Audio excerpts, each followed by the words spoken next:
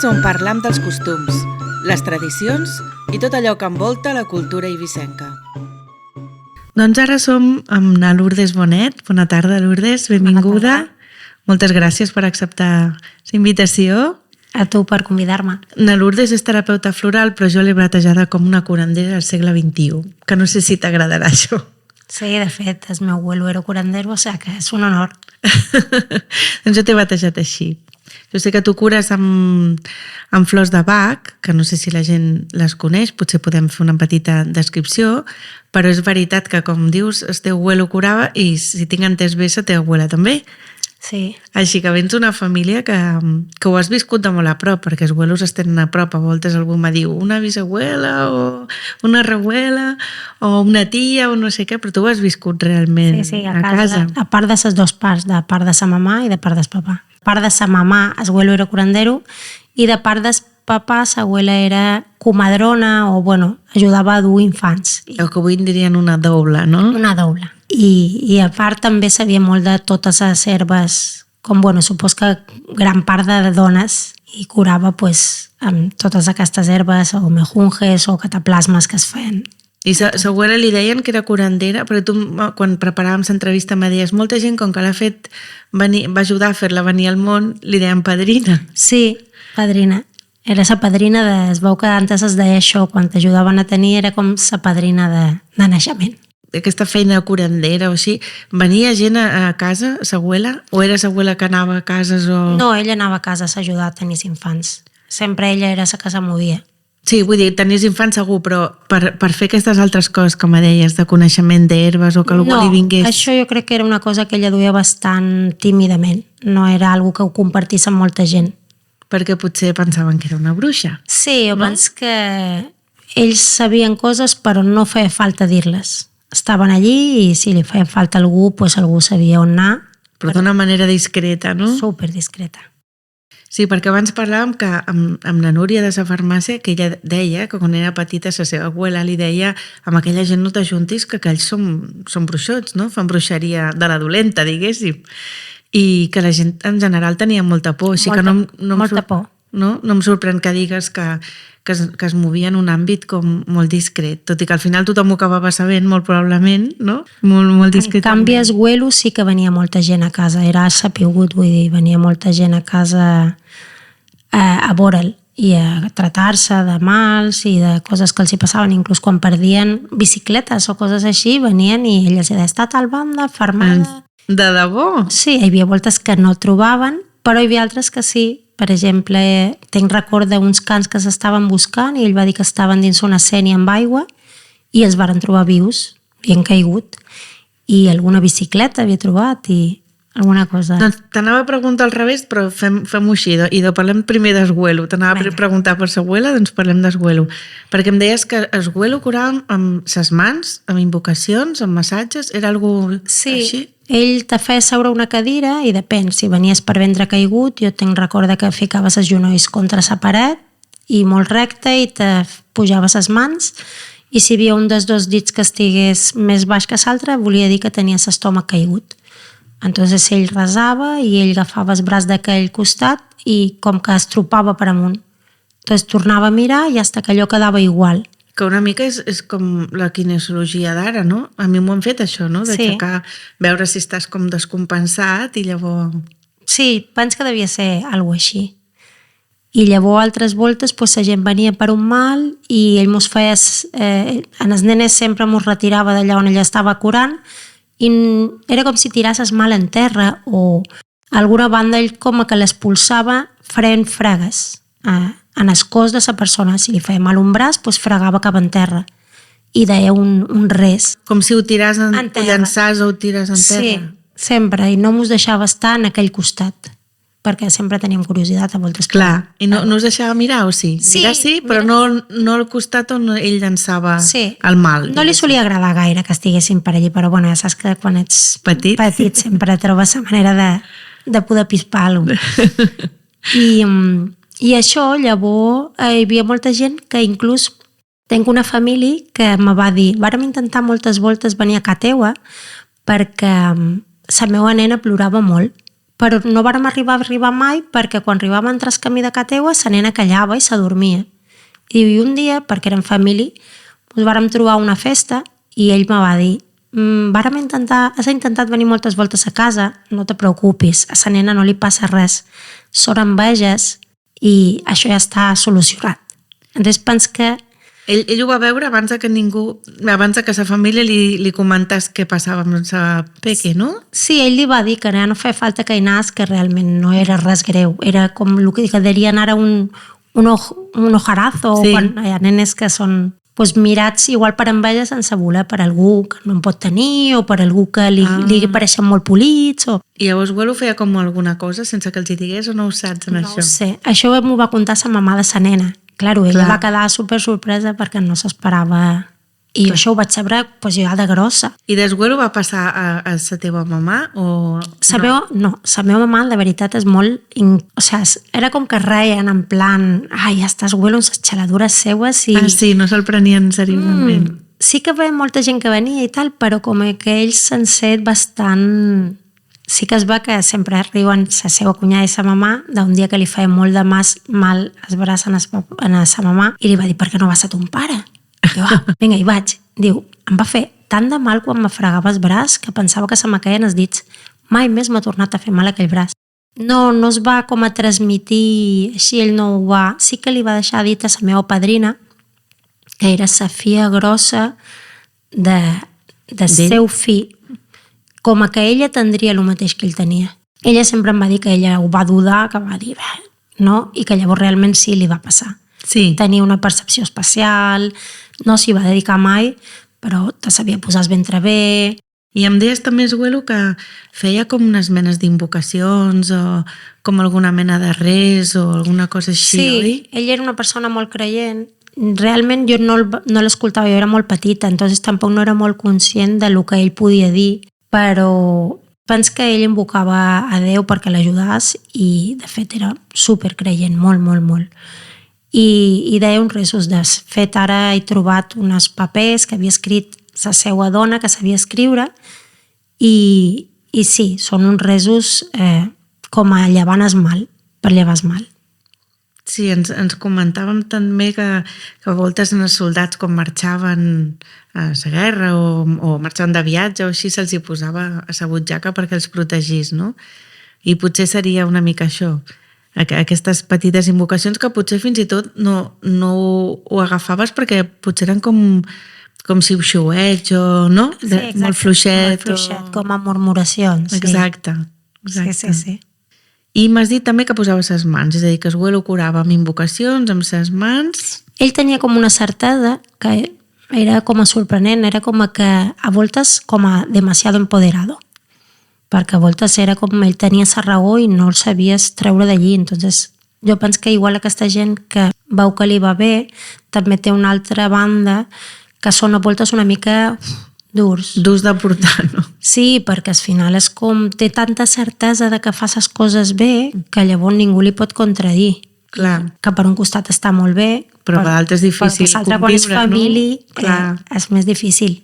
I això que em deies descans, no? Que si algú perdia un ca, ell sabia dir on era, o una bicicleta, o un... Sí. Com pot ser? És com una mena d'evidència, no? Això? Claro. Jo, per exemple, el que me'n dono compte ara parlant amb la meva mare, amb la meva tia, i havent llegit molt i veient moltes coses, ells me conten que el meu abuelo, un dia que anava a buscar son pare, anava en bicicleta, i va caure. I com que es devia donar un colp o va caure i es va marejar. I a partir d'allí, com que va desvariar molt, i el varen haver d'internar, crec que va estar, no sé si un parell de dies a Palma, com a psiquiàtric. Sí, perquè com que va desvariar molt. I arrel d'allí, jo penso que el que ell va tenir va ser un despertar. Ara, entenguent les coses. I, clar, ell supos que igual poder veure tantes coses no ho va entendre i va col·lapsar. Clar. Llavors va tornar, mai més li va tornar a passar res, però sí que es ve que llavors tenia aquella certesa de saber coses, de dir-les cert. Però al final jo crec que tot està com una mica amb les energies de la persona i al final tot és energia i tot és descifrable. És com algo que ja sabes. Que ho dus dins una mica, no? I que has de trobar la manera de com surt això. Claro. Perquè tots una mica el tema intuïció ens passa a tots, no? De percebre certes persones que són més afables o de persones que vols més lluny, no? Hi ha com una energia allà que... Però una mica ens passaria a tots. Claro, és una cosa que al final és a tothom. I quan més cas li fas, igual més... El primer que t'havia aquella impronta és allò. I és que realment te'n dones compte i és. Si llavors hi fiques escap, doncs ja no. Poses la raó, vols dir, no? Allò que a l'intuïció hi poses la raó, llavors ja... Sí. Jo m'agrada molt la comunicació animal. Un cas molt curiós que em va passar amb un animal és que jo visualitzava aquest ca traient la llengua per la finestra i d'escap. I li vaig dir a l'ama, li encanta anar en cotxe, tal, s'ho passa superbé. I me va mirar i m'ha dit, no, odia anar en cotxe. I vaig quedar... Llavors vaig entendre que el meu descifrar, el que tenia per m'encanta anar en cotxe és m'encanta treure escap per la finestra.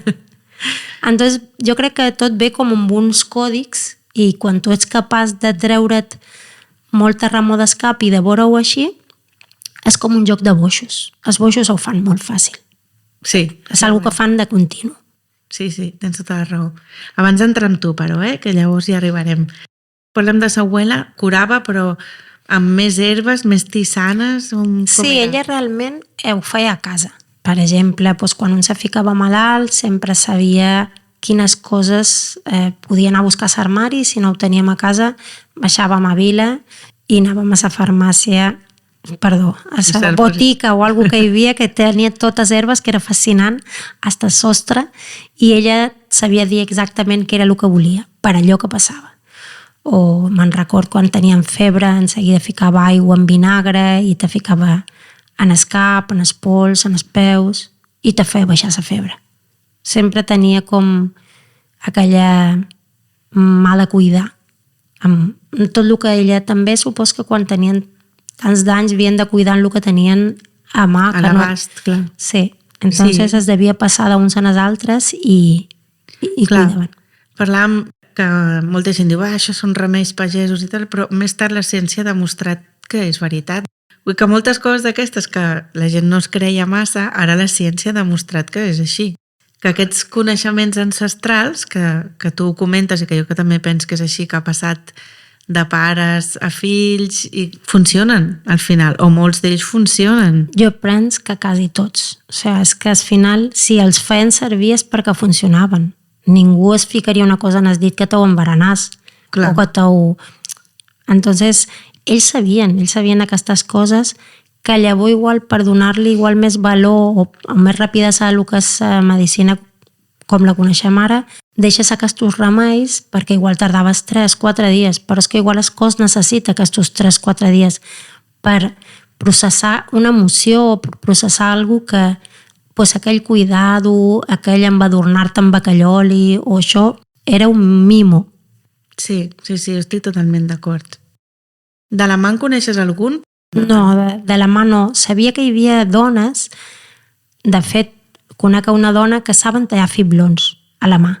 I ella va dir una volta que la seva mare sabia tallar fiblons a la mà perquè son pare era pescador i quan passava això ella sortia de casa seva, igual rentava els plats, una cosa normal, deia un res, pip, pip, pip, pip, aquell fibló parava. Un fibló de vent, vols dir? Sí, sí, el que seria un ciclón marino. Sí, que fort, no? Sí, entonces que era com que aquestes dones dels mariners sabien i ella li havia passat a la seva filla, això, però que era una cosa que elles feien totalment normal, o sigui, això, pues, surt fora, estic fregant els plats, surt fora, dic això, torna a entrar i segueix fregant. Que era una altra invocació, diguéssim, no? Claro. Un altre res o alguna cosa segurament. Així, no? Que bo, això no ho havia sentit, veus? Que bé. I ara sí que ens centrem en tu, curandera del segle XXI. Què fas, Lourdes? A part de, supos que heretar tot això de... No sé si has heretat totes aquestes coses, d'abuelos, abuela... Bueno, curiositat molta i jo crec que molta percepció també. Entonces jo també es va que era molt petita per quan d'això entonces no me'n donava compte. Ara penso, m'hauria encantat preguntar-li 25.000 coses perquè ara tinc molta curiositat. Però sí, en ses flors vaig tenir molta connexió de sempre. Llavors de més grossa vaig conèixer la teràpia de flors de Bach, me va encantar. Va ser una cosa que vaig començar a tratar, però jo m'agraden molt els animals. Entonces, bueno, vaig fer comunicació animal, vaig fer un parell de cursos. Realment la comunicació animal és telepatia, el que vendria a ser això. Entonces, sí que començava a treballar una mica o a fer alguna coseta així, però notava que me faltava alguna cosa a l'hora de tratar a l'animal en la persona. Entonces he fet alguna cosa de teràpies energètiques i tot el que faig energèticament en les persones ho vincul llavors en els animals, tipus els xacres, qualsevol trauma que puguen tenir. Però tractes directament a l'animal. Sí, sempre. I llavors indirectament a la persona. Claro. No? Sí, perquè quan la persona ve per a l'animal sempre hi ha una connexió entre els dos. I quan, per exemple, igual puc dir bueno, aquest animal me conta o me visualitza això perquè sent que tu estàs així i quan li dic a la persona com s'ha sentit, ella es veu reflejada, entonces és com i allà hi ha un canvi. Hi ha un canvi de relació entre ells dos. I a les persones no les tractes en general sense animals, vull dir? Que gent que te vingui i diga Lourdes, tinc tal cosa? Sí, realment al final sí. Qualsevol... Però trobes que treballes no tant coses físiques, sinó potser coses més... Sempre energètic. Més energètiques, sí. més... Com a més sutils. Al final pens que lo sutil llavors va a lo energètic i si podem ajudar-ho en lo sutil, pues ja no se presentarà en lo físic. Físicament, exacte. Sí, entonces hi pot haver una emoció atascada, hi pot haver un enfado molt gros, una tristesa, i tot això igual un no és ni conscient. Però, per exemple, els animals sí són conscients de que tu ho dus. Perquè ells ho oloren. Ells és que treballen a una... Sobretot els gats, no? Diuen? Els gats són molt especials. Sí, entonces, bueno, al final és poder ajudar a que hi hagi una comprensió entre els dos, que és genial. I ajuda molt, tant a la persona amb els animals com als animals amb les persones. I penso que la persona es poder dir el que te passa és molt necessari, perquè ja quan ho verbalitzes t'escoltes. En què t'escoltis l'altra persona, en què no te digues res, només de poder-ho dir ja és sanador. Expressar, no? Expressar i claro. Que l'altra persona com a mínim no et posi en dubte ni t'enviï al psiquiatre. No? Claro, per supost. Què més ens pots contar del que fas? O què és el que més t'agrada del que fas? El que més m'agrada és llavors quan temps després igual me trobo a la persona o me diu, o me tornen a cridar per una altra cosa i me diuen, bueno, me fa esta plorera. Pues jo que sé, arrel d'aquella comunicació, que per jo és una cosa fàcil, pues no sé, tot va canviar, tot va canviar entre nosaltres, ara és un vincle especial, hasta que no te passa, que ho veus, no t'ho imagines, és com, bueno, sí. Però quan tu entens, per exemple, un animal està fent una cosa que a tu no t'agrada o tal, i tu entens per què la fa, i no la fa per mal, sinó perquè igual te mostra alguna cosa, quan tu arribes a aquesta comprensió, és com que l'animal se siente entendido. És que imagina't estar a una banda que tot el rato estàs intentant parlar un idioma i ningú t'escolta, perquè no saben què dius. I de sobte, quan t'entenen, és com, m'han entès. Ja. I trobes que en els dibuixos que sempre una bruixa va acompanyada d'un gat, quin significat? Ens expliques un significat? Te vaig a contar alguna molt curiós que vaig sentir l'altre dia, que sentia un podcast, i deien que antigament les bruixes eren les dones, ara no sé d'on, però bueno, eren dones molt empoderades, solteres, que feien cervesa a casa seva. Cervesa? Cervesa. Entonces, què passava? Aquestes dones no necessitaven un home perquè les mantingués en aquell entonces, i quan tenien la cervesa per poder-la vendre, ficaven una granera ficada així volta per amunt, penjada, perquè la gent ves que podien anar a comprar cervesa. I aquestes dones llavors se les relacionava amb bruixes perquè, claro, era una mujer empoderada, entonces no volien això. I llavors anaven en els mercats i sempre anaven rodejades de gats perquè elles, perquè no es perdés la cervesa, deixaven entrar molts de gats i els hi donaven menjar a casa seva per tenir d'això les rates. I llavors també duien uns capells molt especials perquè les fires o allà on venien cervesa se les pogués diferenciar. Que era com una senyal de jo... Jo tenc cervesa. Clar, no m'estranya, no els hi devia faltar feina mai, ni sous. Clar. Entonces això no va agradar i se les va començar a condemnar. Però realment ve d'aquí, els capells, la granera, els gats, tot. Entonces jo penso que els animals percibeixen... Sobretot els gats. Els gats, sí, tot això. Entonces quan hi ha un desequilibri ells van i intenten reparar-ho. I es fiquen allí, inclús, igual no intenten, igual estan còmodes allí en aquest moment i hasta que allò se posa equilibrat i llavors se'n van. Sí, jo el que sabia és que el seu ronroneig, aquest ronro que fan, també és sanador. Que va molt bé quan tu els acaricies perquè t'assana tu quan ells estan fent. Ells estan a gust, però aquest ronron que fan és una vibració que a nosaltres ens sana i això està comprovat científicament, no? Molt bé, Lourdes, per acabar, no sé si ens vols donar algun consell, algun remei, algun... Bueno, m'encantaria que la gent indagés, buscés i experimentàs amb ells mateixos i realment que s'escoltin molt, que fa molta falta, que la gent a voltes perdem una mica, que es tornin a mirar als ulls i que somriguen. Doncs moltes gràcies, Lourdes, pel teu testimoni. Gràcies. Aquest podcast s'ha realitzat en el marc de les activitats del projecte Cobertura en Català, una iniciativa de l'Ajuntament d'Eivissa en col·laboració amb l'Associació de Veïns de Figueretes.